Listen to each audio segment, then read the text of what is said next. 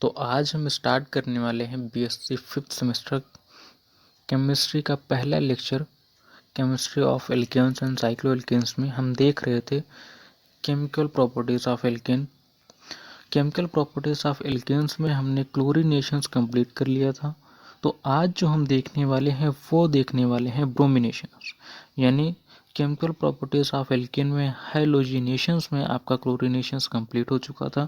आज जो देखेंगे हम वो देखेंगे ब्रोमिनेशंस, फ्लोरिनेशंस। ठीक, तो आज हम अपना मेजर दो टॉपिक कंप्लीट करेंगे। पहला है ब्रोमिनेशंस, दूसरा है फ्लोरिनेशंस।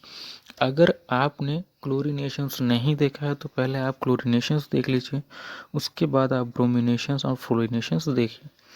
क्लोरीनेशंस देखने के बाद आपको ये क्लियर हो जाएगा कि ब्रोमिनेशंस किस प्रकार से होगा और फ्लोरिनेशंस किस प्रकार से होगा। तो आज हम क्या देखने वाले हैं? तो आज हम देखने वाले हैं ब्रोमिनेशंस। हम क्या देखेंगे? तो हम देखेंगे ब्रोमिनेशन।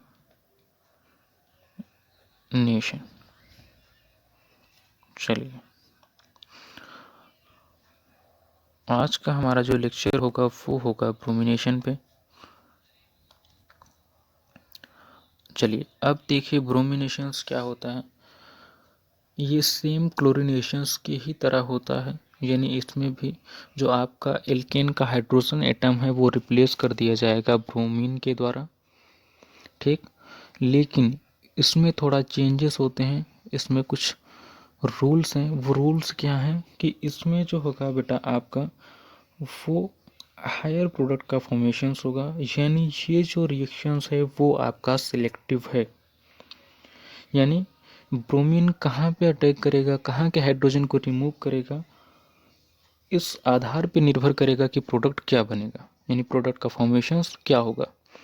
तो याद रखिएगा कि ये ब्रोमीन पहले, अगर आपके एल्केन्स में 3 डिग्री कार्बन प्रेजेंट है तो ये चाहेगा कि ये 3 डिग्री कार्बन के ऊपर अटैक करे और 3 डिग्री प्रोडक्ट का फॉर्मेशंस करे, और उसके बाद ये 2 डिग्री को प्रेफर करता है, उसके बाद 1 डिग्री को प्रेफर करता है।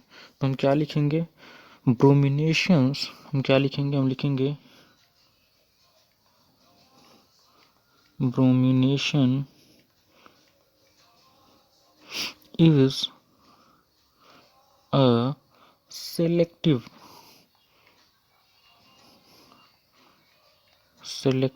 process। चलिए, ब्रोमिनेशंस क्या है? तो ब्रोमिनेशंस आपका एक सिलेक्टिव प्रोसेस है। इसमें होता क्या है? तो इसमें आपका फॉर्म होता है, हम लिखेंगे only higher degree product is form. क्या लिखेंगे?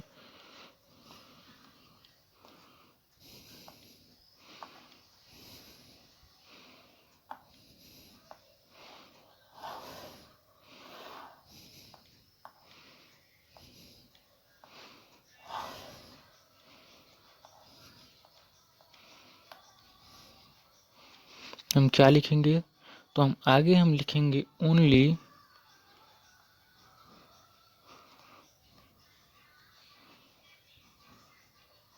Higher degree product is form. Product is form. यहाँ पे ध्यान दीजिएगा, ये कह रहा है कि केवल हायर डिग्री ऑफ प्रोडक्ट का फॉर्मेशन होगा। क्या होगा?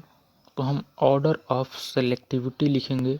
लिखेंगे ऑर्डर ऑफ सेलेक्टिविटी,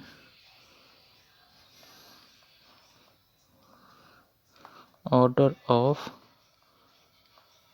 सेलेक्टिविटी। चलिए, ऑर्डर ऑफ सेलेक्टिविटी क्या होगा? तो ब्रोमीन जो होगा वो पहले अटैक करेगा 3 डिग्री के ऊपर, then 2nd degree and then 1st degree. ये नोट कर लीजिएगा आप, ये ऑर्डर ऑफ सेलेक्टिविटी है। ठीक, चलिए, रिएक्शंस किस प्रकार से होंगे? तो मान लीजिए आपके पास एक एल्केन है, वो क्या है? ये मान लीजिए आपके पास एक एल्केन है, Br2 की अभिक्रिया आपको इससे करानी है। ये हो गया आपका एरो। क्या फॉर्म होगा, तो यहाँ पे फॉर्म होगा, जैसा कि मैंने पहले ही बताया है कि हायर डिग्री प्रोडक्ट का फॉर्मेशंस होगा। तो आप यहाँ पे ध्यान दीजिए, क्या यहाँ पे 3 डिग्री कार्बन है, तो बिल्कुल भी 3 डिग्री कार्बन नहीं है यहाँ पे। क्या 2 डिग्री कार्बन है, तो जी यहाँ पे 2 डिग्री कार्बन है, तो यहाँ पे 2 डिग्री प्रोडक्ट का फॉर्मेशंस होगा और प्रोडक्ट आपका ये फॉर्म होगा। ठीक, चलिए अब हम बात करेंगे फ्लोरीनेशन। फ्लोरीनेशंस क्या है आपका, तो कुछ बातें हैं जो आपको ध्यान रखनी है। पहली बात, फ्लोरीनेशंस जो होता है वो हाईली एक्सोथर्मिक रिएक्शंस होता है। और हाँ, एक बात और, ये हाईली एक्सप्लोसिव रिएक्शंस होते हैं। ठीक, तो हम क्या हेडिंग डालेंगे, हम डालेंगे फ्लोरीनेशन। एक सेकंड, क्या लिखेंगे, हम लिखेंगे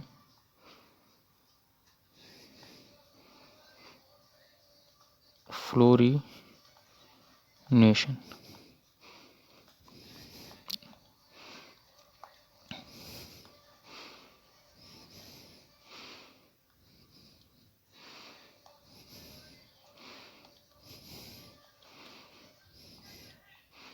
फ्लोरीनेशंस में हमें क्या लिखना है, तो हम लिखेंगे fluorinations is a highly exothermic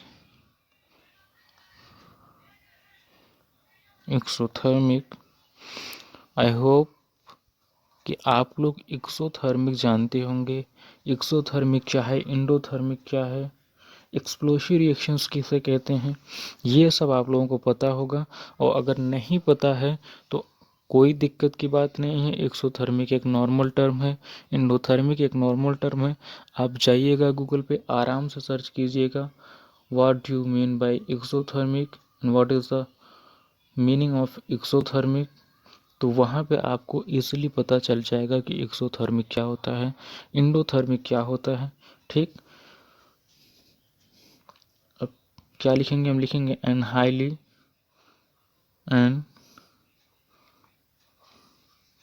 highly explosive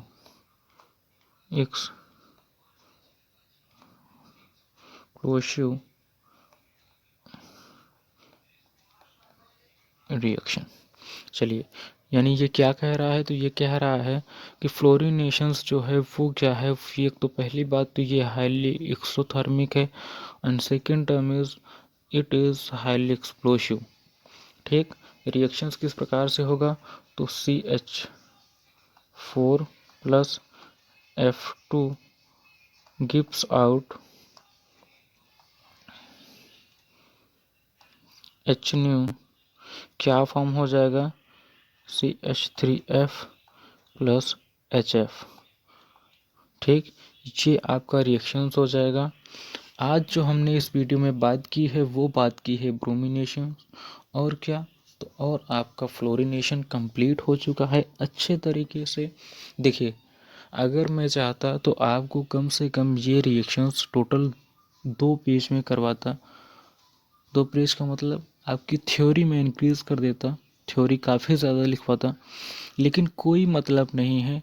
जो रिएक्शंस, जो टर्म्स, जो टॉपिक आपको सिर्फ 1 से 2 लाइन या 1 से 2 अक्षर फॉर्मेट में समझ में आ जाए, तो कोई ज़रूरत नहीं है आप उसे 1 से 2 पेज में लिखें। ठीक है, कोई मतलब नहीं निकलता है।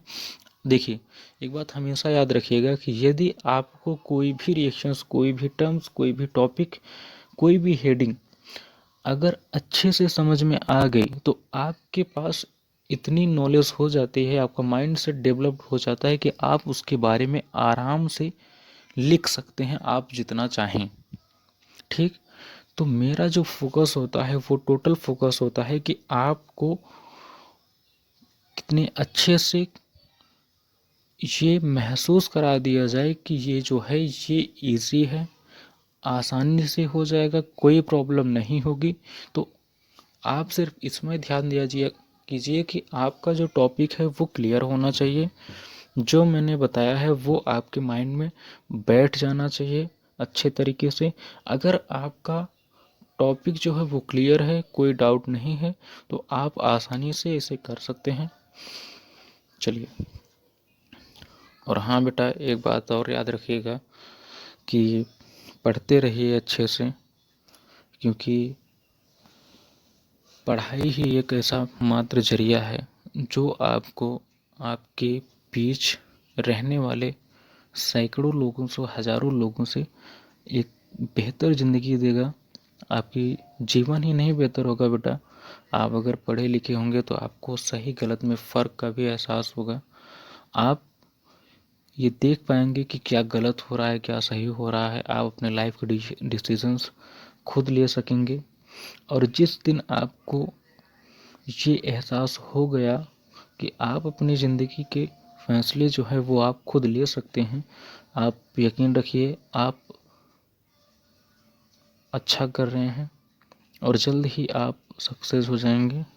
चलिए, thanks for watching the videos and we will meet you in the next lecture.